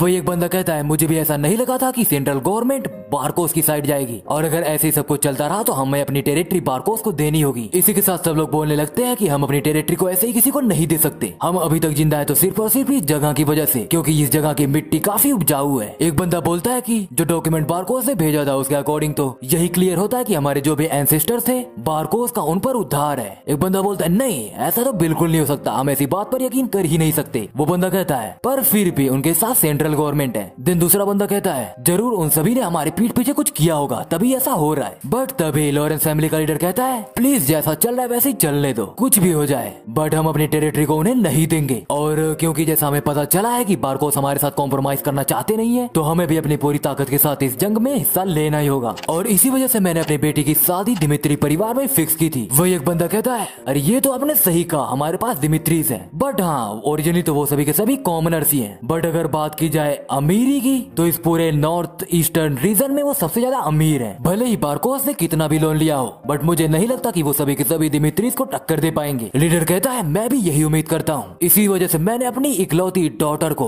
उस दिमित्री परिवार के गधे के हवाले कर दिया। एक बंदा कहता है ये तो लॉरेंस फैमिली के भलाई के लिए था, आपने बिल्कुल सही डिसीजन लिया है, तो इसीलिए अपने आप को ब्लेम मत कीजिए। वही दरवाजे के बाहर से ये सभी की सभी बातें सुन रही होती है फ्लोरा, जो सोचती है आखिर मैं उन्हें क्या बताऊं, क्या मैं उन्हें ये बताऊं कि मेरी एंगेजमेंट टूट चुकी है। मुझे नहीं लगता कि ये बताने के बाद मैं अपने पिता से नजरें मिला पाऊंगी, बट एक मिनट ये तो मेरी लाइफ है, तो ऐसा करना कोई गलत भी नहीं होगा। आखिरकार मैं अपनी लाइफ को ऐसे ही सैक्रिफाइस नहीं कर सकती, मैं कोई चीज नहीं हूँ जिसे बेच दिया जाए। ठीक है मैं इन्हें सच ही बताती हूँ। इसी के साथ फ्लोरा अंदर जाने लगती है और कहती है मैं किसी ऐसे से शादी नहीं कर सकती जिसके लिए मेरे पास फीलिंग्स ही ना हो। बट तभी एक बंदा दौड़ते हुए आता है और फ्लोरा को अंदर जाने से रोक लेता है, और पहले खुद ही अंदर चला जाता है और कहता है माय लॉर्ड इमरजेंसी है इस वक्त। हम देखते हैं लॉरेंस घराने के बाहर का सीन, जहाँ अभी तक जोनाथन पहुंच चुका है, वो भी अपने सभी नाइट्स के साथ। जोनाथन कहता है जल्दी से ये गेट खोलो, यंग मास्टर रोमन खतरे में है। वह उसके सामने वाला बंदा कहता है जैसे मैंने कहा अपने सभी वेपन्स फेंक दो और एक प्रॉपर प्रोसीजर से होते हुए अंदर आओ। जोनाथन कहता है अगर यंग मास्टर को कुछ हुआ तो मैं तुम सभी को कभी माफ नहीं करूंगा। बट तभी एक बंदा लॉरेंस फैमिली के नाइट से कहता है कैप्टन कुछ प्रॉब्लम्स हो गई है। वही वो कैप्टन कहता है क्या तुम सही बोल रहे हो? वो बंदा कहता है हाँ, इस बात की वजह से लॉरेंस प्लाजा में काफी भगदड़ मची पड़ी है। वही जोनाथन कहता है कम ऑन, अब मुझसे ये मत कहना, अब मेरे पास कोई दूसरा ऑप्शन बचता नहीं है, मुझे इस दरवाजे को तोड़ना ही होगा। इसी के साथ सीन शिफ्ट होता है और हम देखते हैं कि एक बंदे को कोई घसीट के ले जा रहा होता है। वही लोग बातें करते हैं आखिरकार यहाँ पे चल क्या रहा है, आखिर ये है कौन, क्या हमें इसे रोकना नहीं चाहिए? वही जिस बंदे को घसीटा जा रहा था वो होता है बेन माइल्स। वो कहता है प्लीज मेरी जिंदगी बख्श दो, और उसे घसीट कर ले जाने वाला होता है अपना रोमन दिमित्री। इसी के साथ हम देखते हैं थोड़ी देर पहले का सीन, जहाँ बेन माइल्स इस वक्त अपने सभी लोगों के साथ तैयार होता है और सोचता है ये बहुत ही आसान है, हमारा जो अपोनेंट है वो बहुत ही बेवकूफ है, वो अकेले ही आ रहा है और हमारे पास कई लोग हैं जिनके पास हथियार भी है, तो कोई चांस बनता ही नहीं है कि वो हमें हरा पाए, ये नाम मुमकिन है। बट तभी गेट खुलता है और रोमन बेन माइल्स के सभी लोगों को मार डालता है। बेन सोचता है क्या मैं मरने वाला हूँ? अगर ऐसे ही चलता रहा तो मैं मर जाऊंगा, मैं मरना नहीं चाहता, नहीं मैं कम से कम ऐसे तो बिल्कुल नहीं मरना चाहता। इसी के साथ हम देखते हैं प्रेजेंट का सीन, जहाँ बेन कहता है प्लीज मेरी जिंदगी बख्श दो, कम से कम मेरी जिंदगी तो बख्श ही सकते हो तुम। बट तभी रोमन बेन को घसीटते हुए लाके पटक देता है सबके सामने। बेन कहता है अगर तुम मुझे जाने दोगे तो मैं कुछ भी करूंगा, तुम ऐसा समझ सकते हो कि मैं तुम्हारे लिए कुत्ता बन जाऊंगा जो कि सिर्फ तुम्हारे आदेश का ही पालन करूंगा, वो भी पूरी जिंदगी, तो बस मुझ पर दिखाओ थोड़ा रहम। रोमन कहता है तुम मेरे लिए कुत्ता बन जाओगे, क्या तुम सच में ऐसा कर पाओगे? खैर तुम्हें ये सब पहले करना चाहिए था। इसी के साथ रोमन बेन का गला दबाने लगता है और कहता है ये इंसान ब्लड फैंग ग्रुप का लीडर है और अब तुम सभी को समझ में आ रहा होगा कि ये कितना बड़ा कचरा है। ब्लड फैंग ने डिमित्रिस को भी हार्म करने की कोशिश की और उन्होंने अपनी घटिया सी ट्रिक्स का यूज किया और लोगों को अपना गुलाम बनाया और साथ ही में मुझे मारने की कोशिश की और सिर्फ इसलिए क्योंकि मैं इन्हें रोक रहा था। बात की जाए गुनाहों की तो ब्लड फैंग के गुनाह काफी ज्यादा हैं और उन्हीं की वजह से मैं तुम सबके सामने आज इसके अंदर की बुराई को खत्म करूंगा। इसी के साथ रोमन बेन के सर को अपने पैर से कुचलने वाला होता है बट तभी वहाँ पर पहुंच जाता है जोनाथन और कहता है यंग मास्टर रुक जाइए। बट तब तक हो जाती है काफी देर और बेन रोमन के हाथों मारा जाता है। इधर हम देखते हैं लॉरेंस फैमिली को जहाँ एक नाइट आके सब कुछ बता देता है। वही लीडर कहता है क्या तुम सच बोल रहे हो? वो नाइट कहता है हमने रोमन दिमित्री को सिर्फ इसलिए अंदर आने दिया क्योंकि वो मिस फ्लोरा के फियांसे हैं। बट 1 घंटे के बाद रोमन अचानक से सड़कों पर एक बंदे को घसीटते हुए लेकर आया और रोमन ने बताया कि वो जिस बंदे को घसीट कर लेकर आया है वो है ब्लड फैंग ग्रुप का लीडर बेन माइल्स और उसने बेन माइल्स को सबके सामने ही मार डाला। लोग बातें करने लगते हैं क्या इस बात का कोई तर्क भी बचता है? मतलब वो रोमन दिमित्री उसने ब्लड फैंग ग्रुप के लीडर को पकड़ा और उसे खत्म कर दिया। वही एक बंदा कहता है बट उससे भी इम्पोर्टेंट यह है कि उसने उसे सजा दी, नहीं उसे जान से मार डाला, वो भी यहाँ के लॉर्ड के बिना परमिशन के। ये कोई ऐसा मैटर नहीं है जिसे इग्नोर किया जा सके। वही लॉरेंस फैमिली का लीडर सोचता है परमिशन, कम ऑन, आखिर तुम लोग ऐसा बोल भी कैसे सकते हो? रोमन दिमित्री मेरा सन इन लॉ बनने वाला है और उसने अकेले ब्लड फैंग को खत्म कर दिया। इसी के साथ वो लीडर कहता है जल्दी से यहाँ पर रोमन दिमित्री को बुलाओ, मैं सब कुछ उसी के मुंह से सुनना चाहता हूँ। इसी के साथ हम देखते हैं कि रोमन दिमित्री कैप्टन जोनाथन और बाकी सभी नाइट्स के साथ आने लगता है और जोनाथन और रोमन पहुंचते हैं सीधे लीडर के सामने। वो लीडर सोचता है तो अब मैं समझा कि कैसे रोमन दिमित्री ने उसे खत्म कर दिया क्योंकि उसकी मदद कर रहे थे ये नाइट्स। रोमन कहता है दिमित्री परिवार की तरफ से रोमन दिमित्री आपके सामने हाजिर है बैरन लॉरेंस। वो लीडर यानी कि लॉरेंस कहता है सब कुछ भूल जाओ और सीधे पॉइंट पर आओ, आखिरकार तुम यहाँ पर क्यों आए और तुमने ऐसा कुछ क्यों किया, ऐसा कोई वायलेंट काम, वो भी विदाउट एनी परमिशन के। रोमन कहता है ये सब कुछ दिनों पहले ही स्टार्ट हुआ। ब्लड फैंग के कुछ मेंबर्स मासूम सिटीजन्स को पीट रहे थे तो मैंने उन सभी को जान से मार डाला और इसके आगे रोमन उसे सब कुछ बताने लगता है। इसी के साथ हम देखते हैं बाहर का सीन जहाँ फ्लोरा भी छुप कर ये सभी बातें सुन रही होती है। फ्लोरा एक नाइट से कहती है हे यहाँ पर आओ। जब वो नाइट आता है तो फ्लोरा कहती है तुम जिसे अपने साथ लेकर आए थे वो रोमन दिमित्री था ना, आखिर वो यहाँ पर क्यों है और वो मेरे पिताजी के ऑफिस में क्यों गया है? वो नाइट कहता है लगता है आपको अभी कुछ पता नहीं है। इसी के साथ वो नाइट फ्लोरा को सब कुछ बता देता है। फ्लोरा कहती है क्या तुम सच बोल रहे हो? इधर हम देखते हैं रोमन को जो कहता है इसीलिए मैंने डिसाइड किया कि मैं इस मामले को ऐसे ही छोड़ नहीं सकता, तो इसीलिए मैं आ गया सीधे उनके मेन बेस पर और उनके लीडर को ही मार डाला और यही है इस पूरे केस की समरी। लॉरेंस कहता है मैं तुमसे जो जानना चाहता हूँ वो है अथॉरिटी। तुम्हारे पास कोई भी ऐसी अथॉरिटी थी नहीं जिसकी वजह से तुम यहाँ पर आके उसे एक्सक्यूट करो। रोमन कहता है मुझे इसके बारे में पता है, मेरे पास ऐसी कोई अथॉरिटी है नहीं, पर फिर भी मैं बस ये सोच रहा था कि आखिरकार इस मामले में लॉरेंस फैमिली कुछ कर क्यों नहीं रही। और वैसे भी ब्लड फैंग ग्रुप का जो लीडर था वो कोई ऐसा नहीं था जिसे आप नहीं जानते, वो यहाँ पर काफी पॉपुलर था, उसके क्राइम्स भी काफी ज्यादा थे और उसे कई बार बेल भी मिली। तो इसीलिए मैंने सोचा कि इस मामले को मुझे ही देखना होगा और तभी मैंने डिसाइड किया कि मैं लॉरेंस पर भरोसा नहीं कर सकता। तभी एक बंदा कहता तुम्हारी इतनी हिम्मत? वही जोनाथन कहता है यंग मास्टर आप ऐसा कैसे कह सकते हैं? रोमन कहता है ऑनेस्टली मैं काफी हद तक डिसअपॉइंटेड भी हुआ, मुझे लगा था कि उसे मारने के बाद आप सब मेरी थोड़ी तारीफ करेंगे क्योंकि आखिरकार मुझे ही अपने हाथों को बेन माइल्स के खून से रंगना पड़ा। तो इसीलिए मेरा सीधा सवाल है आपसे लॉरेंस, क्या मैंने कुछ गलत किया? लॉरेंस कहता है क्या तुम बेन माइल्स के बारे में जानते थे? वही जस्ट उसके बगल में बैठा हुआ बंदा कहता है हाँ वो एक क्रिमिनल था बट मैं उसके बारे में नहीं जानता था, कम से कम मुझे ये तो बिल्कुल भी नहीं पता था कि वो एक लीडर था ब्लड फैंग ग्रुप का। लॉरेंस कहता है ठीक है हम इस केस के बारे में और भी डिस्कशन नहीं करेंगे क्योंकि ऐसी परिस्थिति आती ही नहीं। अगर लॉरेंस फैमिली ने इस मामले में दखलंदाजी दी होती तो ठीक है रोमन दिमित्री, इसके लिए मैं तुम्हें बाद में रिवॉर्ड दूंगा, अभी के लिए तुम जा सकते हो। ये सुनते ही रोमन और जोनाथन वो दोनों के दोनों वहाँ से बाहर निकल जाते हैं। वही उन दोनों के बाहर निकलने के बाद लॉरेंस जोरों से हंसने लगता है और हंसते हुए कहता है यार उस बंदे ने तो मुझे पकड़ ही लिया था। तो अब मैं समझा कि आखिरकार रोमन दिमित्री है कौन। खैर मुझे लगता है कि मैंने जो रूमर्स रोमन के बारे में सुने वो गलत है। वही लॉरेंस के सामने बैठा हुआ बंदा कहता है माय लॉर्ड हम इस मामले को ऐसे ही नहीं जाने दे सकते। लॉरेंस कहता है क्यों नहीं जाने दे सकते? आखिरकार वैसे भी वो फ्लोरा का हस्बैंड बनने वाला है और वैसे भी जिस हिसाब से रोमन अभी बातें करके गया है वैसे बातें करने के लिए काफी गट्स की जरूरत होती है और मैं इसके आगे तुम्हारी कोई बात सुनना नहीं चाहता। मैं बस चाहता हूँ कि जल्दी से तुम यहाँ पर फ्लोरा को बुलाओ क्योंकि मुझे लगता है कि मैंने रोमन को चुनकर सही किया और अब इसीलिए मैं फ्लोरा को सब कुछ बताना चाहता हूँ। इधर हम देखते हैं कि रोमन दिमित्री के सभी नाइट्स के साथ वापस लौट रहा होता है। वही जोनाथन कहता है, यंग मास्टर, क्या आपको ऐसे लॉरेंस को टॉन्ट करना जरूरी था? भले इस मामले से हम बाहर निकल आए हैं, बट शायद इसकी वजह से वो काफी गुस्सा हो गए होंगे। रोमन कहता है, जो कुछ भी वहाँ पर हो रहा था, लॉरेंस वहाँ की रिस्पॉन्सिबिलिटी नहीं ले रहे थे, तो मैंने बस यही किया कि मैंने उन्हें दिखाया कि वो कितनी लापरवाही कर रहे थे। और लॉरेंस को देखने के बाद मैं इतना तो समझ ही चुका हूँ कि वो अपने बेटी के फियांसे को ऐसे ही सजा नहीं देने वाले। जोनाथन सोचता है, इसका मतलब सब कुछ प्लान किया गया था। आखिरकार हो क्या गया है? इस वक्त मेरे सामने जो बंदा है, ये वो रोमन दिमित्री नहीं है जिसे मैं जानता था। इसी के साथ हमें दिखाया जाता है बकजुंग ह्यूग का पास्ट, जहाँ इस वक्त ह्यूग होता है एक केव के अंदर। उसके पिता कहते हैं, तुम हेवनली डेमन के बेटे हो, और अगर तुम्हारे पास सच में इतनी क्वालिफिकेशंस है कि तुम मुझे सक्सीड कर सको, तो खुद को प्रूव करो। खुद को प्रूव करो कि तुम वर्दी हो, और सरवाइव करो उस जगह पर। तुम्हारी डेथ से मुझे कोई फर्क नहीं पड़ेगा, क्योंकि पहले भी मेरे 12 बेटे मारे जा चुके हैं। तुम बस एक नंबर होगी। भले ही मेरे सारे के सारे बेटे मर जाए, मैं और भी बेटे पैदा कर लूंगा, बट तुम बस ये याद रखना कि तुम्हारे पास सिर्फ एक ही रास्ता है कि तुम खुद को प्रूव करो और उस ग्राउंड पर सरवाइव करके दिखाओ। इधर ह्यू को कुछ बच्चे पीटने लगते हैं, जहाँ एक बच्चा कहता है, मुझे लगा था कि तुम कुछ स्पेशल होगे, क्योंकि तुम सीधे हेवनली डेमन के बेटे हो, बट देखकर लगता है कि तुम्हारे पास कुछ खास स्पेशल है नहीं, तुम बस एक घमंडी बच्चे हो। ये सुनते ही ह्यूग अटैक करने के लिए आगे बढ़ता है, बट इस बार भी उसे मुंह के बल खानी पड़ती है।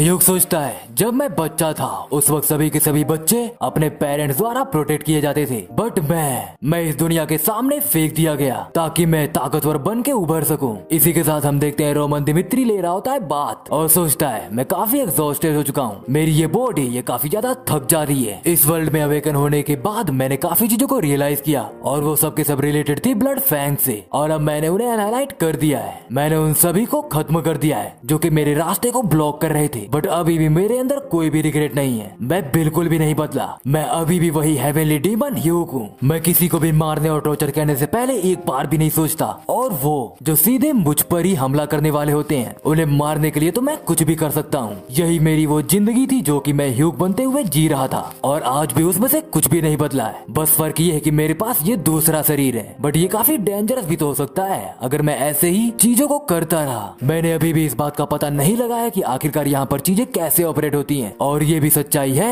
कि मेरे स्ट्रेंथ भी अभी काफी वीक है। पहले के कंपैरिजन में तो ये कुछ भी नहीं है, तो अब मुझे क्या करना चाहिए? एक मिनट, अगर मैं थोड़ा केयरफुली सोचूं। बट तभी उसे बाहर से आवाज आती है, यंग मास्टर, माय लॉर्ड आपको बुला रहे हैं। रोमन कहता है, ठीक है मैं समझ गया, मैं जल्दी हाजिर होता हूँ। इसी के साथ हम देखते हैं जोनाथन और रोमेरो को, जहाँ रोमेरो कहता है, तो तुम्हारे अकॉर्डिंग सच में रोमन ने कुछ ऐसा किया? जोनाथन कहता है, जी हाँ, मैंने भी नोटिस किया है, यंग मास्टर काफी बदल चुके हैं। रोमेरो कहता है, रोमन चेंज हो चुका है? जोनाथन कहता है, हाँ वो चेंज हो चुके हैं। मुझे इसके पीछे का रीजन तो नहीं पता, बट मैं इस बात पर श्योर हूँ कि पहले हम जिस यंग मास्टर को जानते थे वो अब काफी बदल चुके हैं। रोमेरो कहता है, रोमन बिल्कुल ही मेरे अंगूठे की तरह है। मेरे सभी बच्चों में से सिर्फ रोमन ही है जिसके पास कोई भी इंप्रेसिव स्किल नहीं है, और जब मैं कॉमनर था तब वही मेरा वो बेटा है जो मेरे साथ था। रोमेरो सोचने लगता है कि जब वो काम किया करता था तब कैसे उसका बेटा रोमन उसे लाके कैंडी देता था। जहाँ रोमेरो कहता है, तुम इतनी दूर आए सिर्फ और सिर्फ मुझे ये देने के लिए? रोमन कहता है, मैंने आपसे कहा था ना कि इस काम से दूर रहा कीजिए, ये काफी खतरनाक है, पर आप पूरा दिन काम करते हैं, इसीलिए मैं ये कैंडी आपको देना चाहता था। इसे जल्दी से खा लीजिए और खत्म करने के बाद अपना काम शुरू कर दीजिए, और जल्दी ही घर वापस आ जाइएगा। इसी के साथ रोमेरो कहता है, मैं तो बस यही इच्छा रखता हूँ कि रोमन भी खुश हो जाए, इसीलिए मैंने उसके लिए काफी चीजें अलाउ कर दी ताकि उसे ऐसा ना लगे कि वो कोई बेचारा है। बट मुझे बिल्कुल भी नहीं लगा था कि इसकी वजह से रोमन एक दूसरी डायरेक्शन में ही चला जाएगा। मैंने तो पहले ही रोमन से गिव अप कर लिया था, बट इसके बाद मैंने सुना कि रोमन ने ब्लड फैंग को पूरी तरह से खत्म कर दिया, तो अब मुझे उससे काफी उम्मीदें हैं। रोमेरो ये सब कह ही रहा होता है, बट तभी वहाँ पर पहुँच जाता है रोमन। रोमेरो सोचता है, मुझे नहीं पता कि आखिरकार रोमन को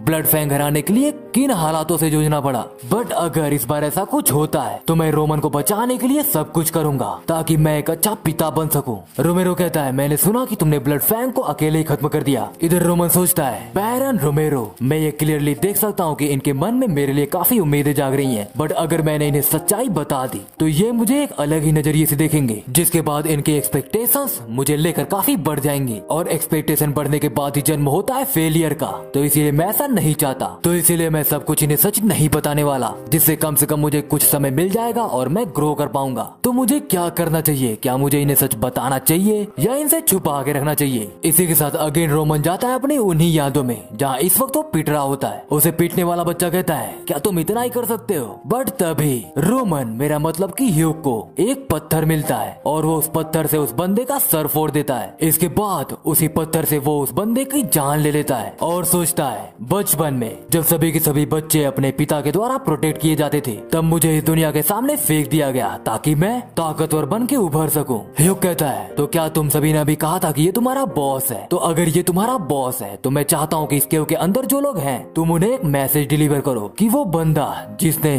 तुम सभी के बॉस का हेड उड़ा दिया वो मैं हूँ और अब मैं ही हूँ यहाँ का बॉस। इसी के साथ रोमन अपनी यादों से बाहर आता और कहता है बिल्कुल सही कहा आपने, ये सब कुछ मैंने किया था। और सोचता है मैं ही हूँ हेवनली डीमन, मुझे पता है कि कब मुझे अपनी सुपीरियरिटी को छुपाना है और कब नहीं। सीन शिफ्ट होता है, हम देखते हैं ट्रेनिंग ग्राउंड को जहाँ काफी ज्यादा लोग ट्रेनिंग कर रहे होते हैं। बट तभी वहाँ पर पहुँच जाते हैं रोमेरो, रोमन और जोनाथन के साथ में ही और नाइट्स। वही एक बंदा जिसका नाम है क्रिस जो कि है वाइस कैप्टन दिमित्री के नाइट्स का। वो सोचता है तो ये है रोमन दिमित्री, आखिरकार ये यहाँ पर क्यों है। जोनाथन कहता है इस वक्त यहाँ पर होने वाली है एक स्वॉर्ड्समैनशिप ड्यूएल, वो भी यंग मास्टर रोमन के साथ, और अगर तुम में से कोई भी इसमें हिस्सा लेना चाहता है तो सामने आए। बट इसमें कोई भी हिस्सा लेना नहीं चाहता इसीलिए कोई भी सामने नहीं आता है। क्रिस सोचता है आखिर अचानक से हो क्या गया है, क्या हमें अभी इस गधे से ड्यूएल करना होगा। इसी के साथ हम देखते हैं 1 घंटे पहले का सीन जहाँ रोमन ने कहा था कि हाँ वो मैं ही था। रोमेरो कहता है आखिर तुमने ब्लड फैंग को हराया कैसे। रोमन कहता है मुझे इन्हें ऐसे बताना होगा कि ये मुझ पर ज्यादा शक न करे, और कहता है एक्चुअली मैं काफी समय से सीक्रेटली ट्रेनिंग कर रहा था। रोमेरो कहता है आखिर तुमने ये मुझसे छुपाया क्यों, मैं तुम्हें सपोर्ट करता, तुम्हें तो पता ही है। रोमन कहता है मैं तो बस आपको दिखाना चाहता था कि दिमित्री परिवार का सबसे बड़ा बेटा जिसे इस परिवार के गधे के नाम से जाना जाता है वो खुद से भी कुछ चीजें कर सकता है। रोमेरो कहता है ऐसा तो कोई चांस है ही नहीं कि तुम खुद को इतनी अच्छी स्वॉर्ड्समैनशिप सिखाओ कि तुम सीधे ब्लड फैंग को अकेले हरा दो। रोमन कहता है ब्लड फैंग एक ऐसी ऑर्गेनाइजेशन थी जिसने इलीगल लोन्स देने के बाद अपना प्रभुत्व कायम करना स्टार्ट किया था, तो इसीलिए मुझे लगा कि वो ग्रुप खुद ही खत्म हो जाएगा अगर मैं उसके लीडर को खत्म कर दूं। इसीलिए मैंने उसे एक चारे के जरिए फंसाने की कोशिश की और वो चारा बना मैं। रोमेरो कहता है तुमने खुद को चारा बनाया, ब्लड फैंग वैसे ही हमेशा कमजोर नोबल्स के पीछे पड़े रहते हैं। रोमन कहता है इसीलिए तो मैंने खुद को ही चारा बनाया। रोमेरो कहता है तुमने आखिर ऐसा किया क्यों, ये काफी खतरनाक था, अगर वो सच में कुछ करने के काबिल बचते तो अभी तक वो अपना बदला लेने के लिए आ चुके होते और अब तक तुम मारे भी जा सकते थे। रोमन कहता है मैं इस बात पर पूरी तरह से श्योर था कि वो लोग जो कि जबरदस्ती उस ग्रुप में घुसे थे या फिर उन्हें मजबूर करके उस ग्रुप में शामिल किया गया था, वो कभी भी अपनी जिंदगी को खतरे में नहीं डालेंगे सिर्फ और सिर्फ अपने लीडर को बचाने के लिए। इसलिए मैंने सोचा कि ये सब कुछ मुझे अकेले ही करना चाहिए और मैंने तो आपको इसके बारे में बताया भी था। रोमेरो कहता है एक केयरफुल डिसीजन मेकिंग और एक प्लानिंग, साथ में इतनी हिम्मत कि उस प्लान को एक्सिक्यूट किया जा सके और साथ में हर चीज को इतने अच्छे ढंग से समझाना कि चीजों समझ में आए। अगर एक बार के लिए सोचा जाए तो क्या सच में ये सब रोमन ने ही किया था। रोमेरो कहता है क्या मैं तुमसे एक फेवर मांग सकता हूँ। रोमन कहता है क्यों नहीं। रोमेरो कहता है मैं तुम्हारी स्वॉर्ड्समैनशिप स्किल को देखना चाहता हूँ, वो भी अपनी आंखों से। मैं बस देखना चाहता हूँ कि तुम कितने बदल चुके हो। और इसी के साथ रोमेरो सोचता है मैं ये देखने के लिए मरे जा रहा हूँ कि आखिरकार मेरा बेटा कितना बदल चुका है। इसी के साथ हम देखते हैं प्रेजेंट का सीन जहाँ जोनाथन कहता है क्या कोई भी हिस्सा नहीं लेना चाहता।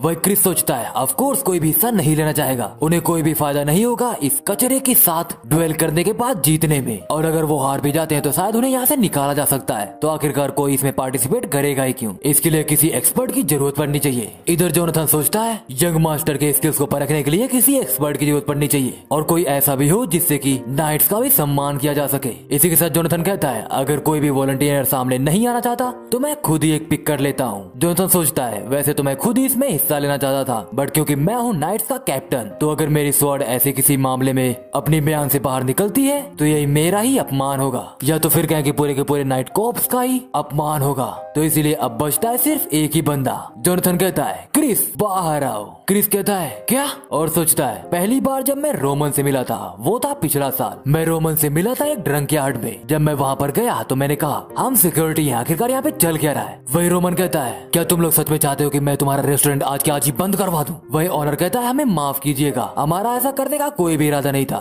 रोमन कहता है शांत हो जाओ, तुम्हारी इतनी हिम्मत कि मुझसे जबान लड़ाओगे, ओए तुम इधर आओ। वही ऑनर कहता है यंग मास्टर आप थोड़ा शांत क्यों नहीं हो जाते। बट तभी रोमन अपनी बियर की बोतल उसकी तरफ ही फेंक देता और कहता है बाहर में जाओ तुम सबके सब, और अगर मैं तुम्हें बुला रहा हूँ तो तुम्हें सामने आना चाहिए। वही क्रिस कहता है यंग मास्टर मुझे लगता है कि ये काफी है। रोमन कहता है आखिरकार तुम कौन हो, जल्दी से यहाँ से बाहर निकल जाओ। क्रिस रोमन का हाथ पकड़ लेता है और कहता है अगर तुमने यहाँ पर और भी प्रॉब्लम्स क्रिएट की तो भले ही तुम यंग मास्टर हो बट फिर भी मुझे और भी एक्शन। बट तभी रोमन क्रिस को एक चाटा मार देता है और कहता है आखिरकार तुम्हारे जैसा ही तुच्छ सा नाइट, उसकी इतनी हिम्मत कैसे कि मेरे सामने बोल सके। एक मिनट, क्या तुम मुझे घूर रहे हो? इधर क्रिस सोचता है मुझे स्टार्टिंग से ही पता था कि मुझे चाटा खाना ही पड़ेगा। इस बंदे ने अपनी पूरी लाइफ में कभी भी ट्रेनिंग नहीं की है एंड इसके पास इतनी भी स्ट्रेंथ नहीं है जो कि एक एवरेज बंदे के पास होती है। कितनी शर्म की बात है ये। मुझे तो यही समझ में नहीं आता कि आखिरकार माय लॉर्ड का इतना बड़ा बेटा आखिर इतना कमजोर कैसे हो सकता है। अगर मेरे अकॉर्डिंग देखा जाए तो ये कचरे के बराबर है, इसे तो मर ही जाना चाहिए। इसी के साथ क्रिस अपनी यादों से बाहर आता है और कहता है और जोनाथन कह रहे हैं कि मुझे इसी बंदे से ड्वेल करना है। क्रिस कहता है कैप्टन, मुझे नहीं लगता कि मुझे इस मामले में सामने आना चाहिए। जोनाथन कहता है यंग मास्टर रोमन एक एक्सपर्ट है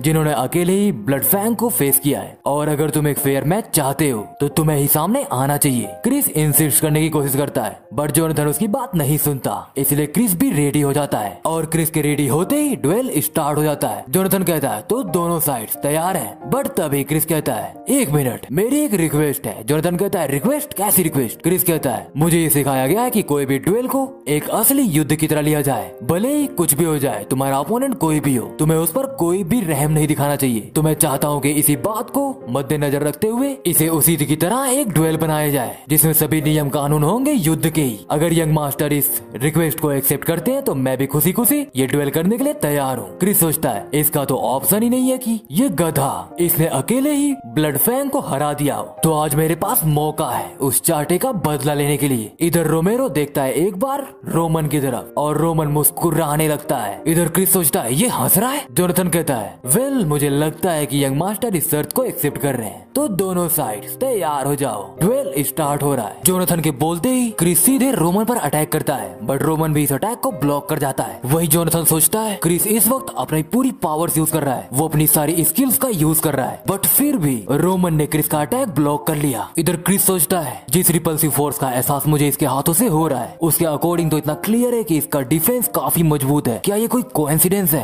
ऑल्दो मैंने एक्सेप्ट नहीं किया था कि रोमन इस तरह से मेरे अटैक को ब्लॉक करेगा, तो अब मैं तभी सेटिस्फाई होऊंगा जब मैं इस बंदे को पूरी तरह से पीट दूंगा। इसी के साथ वो फिर से रोमन पर अटैक करता है बट इस बार रोमन इस अटैक को डॉज करता है। क्रिस अगेन अटैक करता है, रोमन अगेन इस अटैक को ब्लॉक करता है। इन्हीं सब में क्रिस को एक और चांस मिल जाता है रोमन पर अटैक करने के लिए बट रोमन इस अटैक को भी डॉज कर जाता है और इसी के साथ रोमन को एक चांस मिलता है क्रिस पर एक फैटल अटैक लैंड करने के लिए। और जब रोमन अपना अटैक करता है क्रिस पर तो क्रिस के बाल कट जाते हैं और वो कुछ पीछे भी हट जाता है। क्रिस सोचता है एक मोमेंट के लिए तो मैं काफी डर गया था। इधर रोमेरो कहता है ये तो नामुमकिन है, क्या ये पे कोई मजाक चल रहा है? उसने ऑलमोस्ट क्रिस को खत्म ही कर दिया था। वही क्रिस सोचता है क्या ये सच है? रोमन की स्किल्स, उसका डिफेंस, डॉज, ब्लॉक, ये सारी की सारी स्किल्स उसने इन सब की पहले से ही तैयारी कर रखी है, जैसे वो मेरे सभी मूव्स को प्रेडिक्ट कर रहा है। क्या इसने सच में अकेले ही ब्लड फैंग ग्रुप को खत्म किया था? मुझे तो यकीन नहीं हो रहा है। डैम इट, एक मिनट, मैं सोच क्या रहा हूँ, मेरा अपोनेंट तो है दिमित्री परिवार का सबसे बड़ा गधा, मैं इसके खिलाफ तो कभी नहीं हार सकता, कम से कम इन लोगों के सामने तो बिल्कुल भी नहीं। इधर रोमन कहता है लगता है इतना काफी था, मेरा काफी वार्म अप हो गया है। क्रिस कहता है क्या कहा तुमने? रोमन कहता है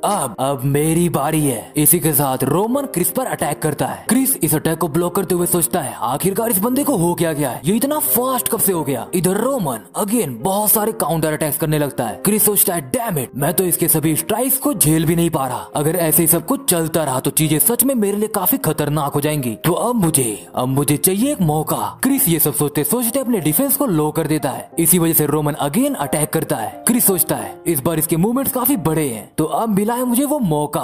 इसी के साथ क्रिस भी अटैक करता है बट ये सब थी रोमन की एक चाल, इसलिए रोमन वहाँ से हट जाता है और ये अटैक डॉज हो जाता है। क्रिस सोचता है एक मिनट, क्या इसने ये सब कुछ जानबूझ के किया था? मैं तो फंस गया, क्या मैं हार जाऊंगा वो भी इस गधे से? क्या मैं सच में हार जाऊंगा? इसी के साथ क्रिस यूज करता है अपनी माना की पावर्स को और यूज करता है अपने 1 स्टार ऑरा को, और इसका यूज करते हुए उसके पास से काफी ज्यादा ऑरा रिलीज होने लगता है। उसके इतने पावरफुल ऑरा को रिलीज होते हुए देखकर रोमन भी एक बार के लिए हैरान रह जाता है और तभी वहाँ पर होता है काफी पावरफुल ब्लास्ट। सभी लोग कहते हैं यहाँ पर हुआ क्या अभी? इधर रोमेरो कहता है रोमन आखिर वो गया कहाँ पर? बट इधर हम देखते हैं कि रोमन अभी भी सही सलामत है, क्योंकि उसने क्रिस की इस मूव को भी प्रेडिक्ट कर लिया था, इसी वजह से उसने इस अटैक को डॉज कर लिया। क्रिस कहता है ओ अब तो मैं गया, और तभी रोमन अपना फाइनल अटैक करता है क्रिस पर और इस बैटल को जीत जाता है। इसी के साथ हम देखते हैं क्रिस के पास्ट को, जहाँ वो काफी छोटी उम्र में ही 2 स्टार का नाइट बन जाता है और उसके पास होता है 2 स्टार का ऑरा। उसे 3 स्टार का नाइट बनने में लगे होते हैं 3 साल और 6 महीने, जो कि काफी कम समय है। और अगर रूमर्स की मानी जाए तो उसकी स्वॉर्ड की चलाने की स्किल्स काफी इनक्रेडिबल है और इस पूरे के पूरे नाइट कोप में क्रिस को माना जाता है एक genius. Genius. But Chris Dmitri परिवार के सबसे बड़े इडियट, सबसे बड़े गधे रोमन से हार जाता है। रोमेरो कहता है, नाइट कमांडर जोनाथन, आखिरकार क्या आप मुझे बताएंगे कि यहाँ पर हुआ क्या? क्या आपने ये नहीं कहा था कि क्रिस एक जीनियस है? आपके बाद अगर कोई है तो वो सिर्फ क्रिस ही है, जो कि है 2 स्टार ऑरा का नाइट। जोनाथन सोचता है, ये कैसे हो गया? अभी सिर्फ 1 महीना पहले ही रोमन ऐसा था कि उसे स्वॉर्ड्स पकड़नी तक नहीं आती थी, और ये कोई ऐसी स्किल नहीं है जो कि कोई भी खुद को ट्रेन करके 1 या 2 साल में सीख जाए। इसे देखकर तो लगता है कि जैसे इसने कई सालों तक ट्रेनिंग की है। इसका तो कोई चांस ही नहीं बनता कि ये इतना जल्दी ग्रो कर जाए। जोनाथन कहता है, माय लॉर्ड, सरप्राइज मत होइएगा। मुझे लगता है कि यंग लॉर्ड खुद ही एक जीनियस है, जिन्हें स्वॉर्ड चलानी बहुत ही अच्छे से आती है। इधर रोमन सोचता है,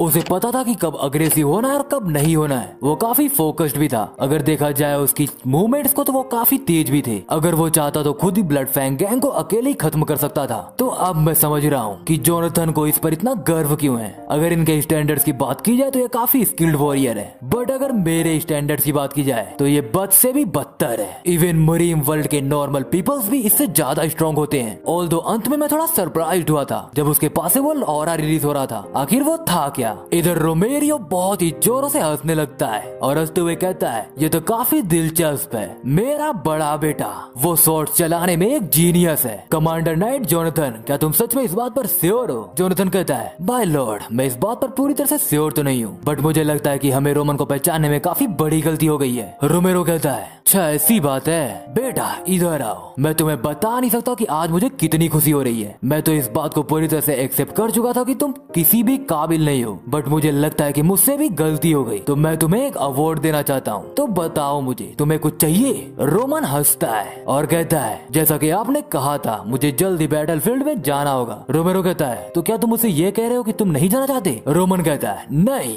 मैं वहाँ पर बहुत ही उत्सुकता के साथ जाना चाहता हूँ, बट मैं वहाँ पर जाना चाहता हूँ अपने सिलेक्टेड लोगों के साथ। रोमेरो कहता है, तुम्हारे पास अभी बहुत समय है, तो तुम आराम से चूज कर लो और हम तुम्हारे साथ कुछ लोगों को भी भेज देंगे। रोमन कहता है, नहीं, मैंने कहा ना कि मैं खुद जाऊंगा। रोमेरो कहता है, ठीक है, मैं समझ गया। मैं आज से तुम्हें इस बात का अधिकार देता हूँ कि तुम अपने हिसाब से चीजों को मैनेज करोगे और बैटलफील्ड में सब कुछ अपने अकॉर्डिंग करोगे। तुम्हें कोई भी दखलंदाजी नहीं करेगा। रोमन कहता है, मुझे एक और चीज चाहिए। रोमेरो कहता है, आज तुमने जो मुझे करके दिखाया है, जब तक तुम मुझे ऐसे ही खुश करते रहोगे, मेरे पास तो कोई ऑप्शन ही नहीं है तुम्हारे इन शर्तों को मंजूर करने के अलावा। रोमन कहता है, ये क्रिस, मैं चाहता हूँ कि ये मुझे ऑरा को कंट्रोल करना सिखाए। और इसी के साथ ये एपिसोड यहीं पर खत्म हो जाता है। सो चैनल पर न्यू हो तो प्लीज चैनल को सब्सक्राइब करके बेल नोटिफिकेशन को ऑन करना मत भूलना। तो अभी तक मैंने इस चैनल पर कोई भी टास्क नहीं दिया था, बट आज मैं एक टास्क देता हूँ। तो अगर इस वीडियो पर 5000 लाइक्स और 500 कमेंट्स का टास्क कंप्लीट हो जाता है, तो मैं जिस दिन ये टास्क कंप्लीट होगा उसी दिन इसका नेक्स्ट एपिसोड ड्रॉप कर दूंगा, क्योंकि इस मानवा के ऑलमोस्ट 100+ चैप्टर्स अवेलेबल है। तो अब सब कुछ तुम ही सब पर है। बट